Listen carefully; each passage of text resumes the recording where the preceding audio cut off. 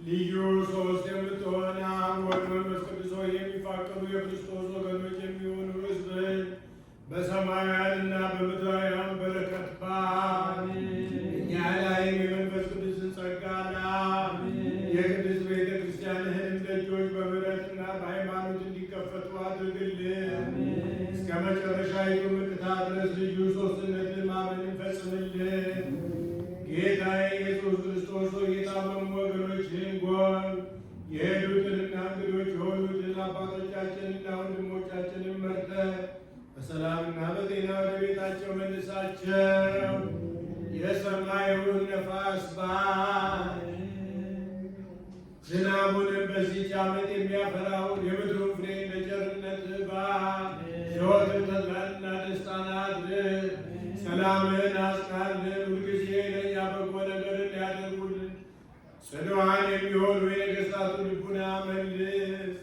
በቅድስት ቤተ ክርስቲያን ሁልጊዜ ለሚሰበሰቡ ለቤተ ክርስቲያን ሊቃውንት ፍቅርን ስጥ።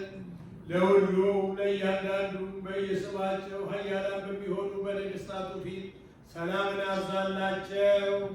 አምላካችን ሆይ በቀናች ሃይማኖት ያንቀላፉትንና ያረፉትን የአባቶቻችንና የእናቶቻችንን የወንድሞቻችንና የእህቶቻችንን ነፍስ አሳርፍ።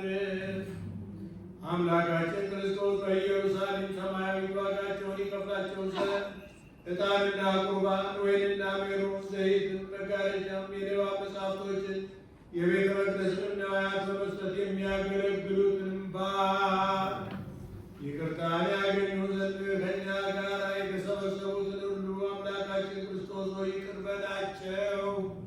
በሚያስፈራና በሚያስደነግጥ በመንበረ ፊት ምጽዋት ያመጡትን ሁሉ ተቀበልላቸው። የተጨነቀችይቱን ነፍስ ሁሉ አሳርፍ። በሰንሰለት የታሰሩትን በስደትና በምርኮ ያሉትን መሪ በሆነ አገዛዝ የተያዙትን አምላካችን ሆይ በቸርነት አድናቸው። መምህራችን ኢየሱስ ክርስቶስ ሆይ ወደ አንተ በምንማልድበት ጊዜ እንድናስባቸው ያዘዙንን ሁሉ በሰማያዊት መንግሥት አስባቸው። ባሪያህን እኔንም አስበኝ። አቤቱ ሕዝብህን አድን፣ ርስትህንም ባርክ። ጠብቃቸው፣ እስከ ዘላለምም ከፍ ከፍ አድርጋቸው።